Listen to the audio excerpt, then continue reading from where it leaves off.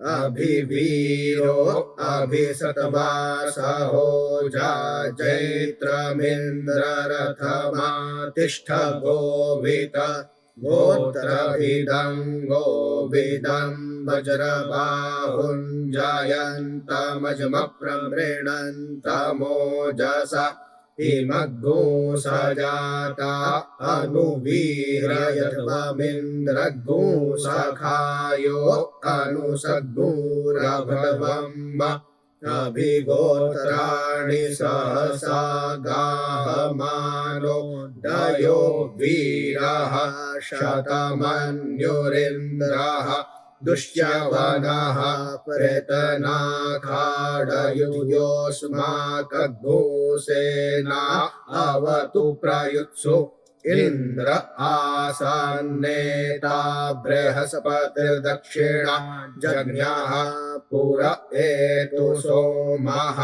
देवसेनानामभिभञ्जतीनां जयन्तीनां मरुतो जन्तवरम् इन्द्रस्य वृष्णो वरुणस्य राज्ञ आदित्यानां मरुताघोषग्रव उग्रम् महामनसां भुवनच्यवानां घोखो देवानां जयतामुदस्थात उद्धरेखयमघवन्नायुधान्युसत्त्वानां मामकानां मनगुंसि उद्वृत्रहन् वाजिनान्युद्रस्थानां जयतां जन्तु घोखाः अस्माकमिन्द्रः संहृते खुद्वजे ख्वस्माकञ्जा इखवस्ता जयन्तु अस्माकं वीरा उत्तरे भवन्तस्मा उदेवा अवताहवेखु अमीखाञ्चित्तं प्रतिलोभयन्ति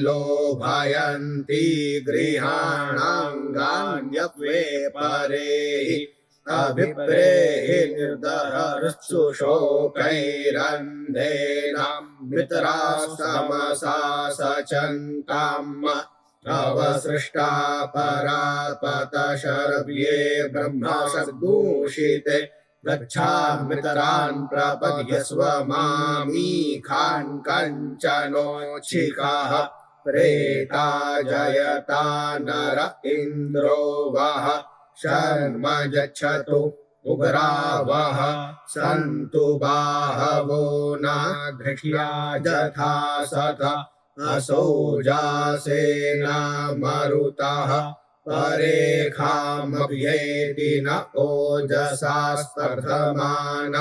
ताङ्गुहत तमसा पर्वतेन जठामि अन्यो अन्यन्न जानन्न यत्र बाणाः सम्पतन्ति कुमारा विशिखा इव तन्न इन्द्रो बृहस्पतिरदितिः शर्म यच्छतु विश्वाः शर्म यच्छतु मन्माणि ते वर्मणाच्छादयामि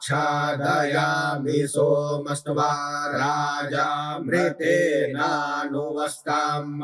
उरोर्वरीयोर्वरुणस्ते कृणोतु जयन्तन्त्वानुदेवा मदन्तु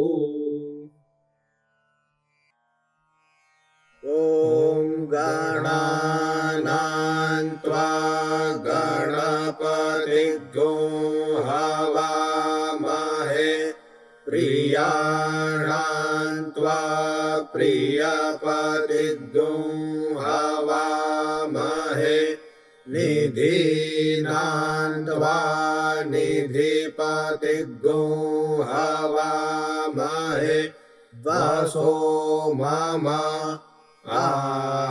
आहमजानि गर्भधमा त्वमजासि गर्भधमा गायत्री त्रिष्टुप्जगत्यनुष्टुप्पन्त्या सह बृहत्युष्णीः काकुत्सूचिभिः शाम्यान्तुत्वा द्विपदाजाश्चतुःपदास्त्रिपदाजाश्च खट्पदाः विच्छन्दाजाश्च सच्छन्दाः सूचिभिः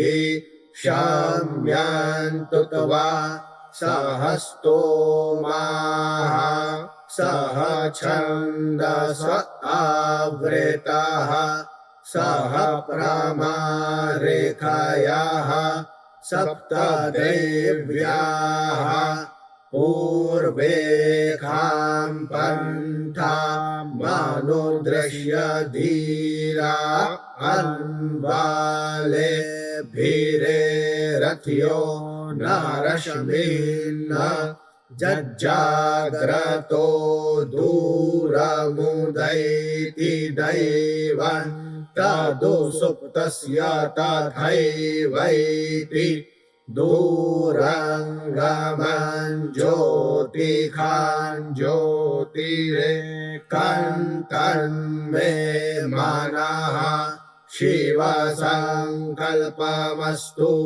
जेन कर्माण्यपसो मणिखिलो जग्ने कृण्वन्ति विदधे खुधीराः जदपूर्वं जक्षमन्तः प्रजानान्तन्मे मनः शिवसङ्कल्पमस्तु जयप्रज्ञानमुत चेतो धृतिश्च ज्योतिरन्तरमृतं प्रजासु दशमान्नरिते किञ्चन कर्म क्रियते तन्मे मनः शिवसङ्कल्पमस्तु जेनेदं भूतं भुवनं भविष्यत्परिगृहीतममृतेन सर्वं जेन यज्ञस्तायते सप्तहोता तन्मे मनः शिवसङ्कल्पमस्तु जस्मिन् ऋचः सामजजोग्गुंखि जस्मिन् प्रतिष्ठिता रथना भाविवाराः दस्मिंश्चेतद्गो सर्वमोतं प्रजानां तन्मे मनः शिवसङ्कल्पमस्तु सुखारथिरशवानिव जन्मनुखियान्ने नीयते भीषुभिर्वाजिन इव रथप्रतिष्ठन् जदजिरञ्जविष्ठन् तन्मे मनः शिवसङ्कल्पमस्तु।